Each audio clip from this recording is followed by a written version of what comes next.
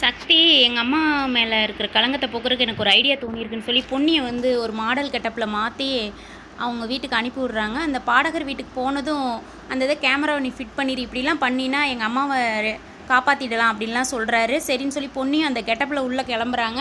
நான் சாரை பார்க்கணும் அப்படிங்கும்போது உடனே உள்ளே போனதும் லைட்டாக ட்ரிங்க்ஸில் இருக்கிறாரு. உடனே அவர் என்ன சொல்கிறாருன்னா, என்னை பார்க்க வந்த பொண்ணுங்க எல்லாமே என் கூட சந்தோஷமாக இல்லாமல் போனதே இல்லை அப்படின்னு. பொன்னி போனதும் வந்து கரெக்டாக காஃபி டீ வேணும்னு சொல்லி அந்த கேமராவை ஃபிட் பண்ணி அவர் பேசுகிறதெல்லாம் ரெக்கார்ட் பண்ணுறாங்க. சரி சார் நான் கிளம்புறேன் சார் அப்படின்னா, இங்கே வந்த பொண்ணுங்க என் கூட சந்தோஷமாக இருக்காமல் போனதே இல்லை அப்படின்னு சொல்லி பேசுகிறாரு. உடனே பயங்கரமாக கடுப்பாகி தள்ளி விடுறாங்க பொன்னி. அதில் வந்து அவங்க ஃபிட் பண்ண கேமராவை எடுத்துகிட்டு கிளம்பும்போது கீழே விழுந்துருது.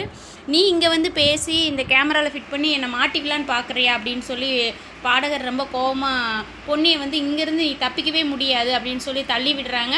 நீ எப்படி இந்த ரூமை விட்டு போகிறேன்னு நான் பார்க்குறேன் அப்படின்னு சொல்லி வீடை லாக் பண்ணி வைக்கிறாங்க. சக்தி வந்து காப்பாற்றுவாரா இல்லை என்ன நடக்குதுன்னு பொறுத்து இருந்து தான் பார்க்கணும். ப்ரமோ பிடிச்சிருந்ததுன்னா ஒரு லைக் கொடுங்க. நீங்கள் என்ன நினைக்கிறீங்க? பொன்னியோட கெட்டப் வந்து நீட்டாக இருக்குது, சூப்பராக இருக்குதுன்னா கீழே கமெண்டில் சொல்லுங்கள். பிடிச்சிருந்தா ஒரு லைக் கொடுங்க.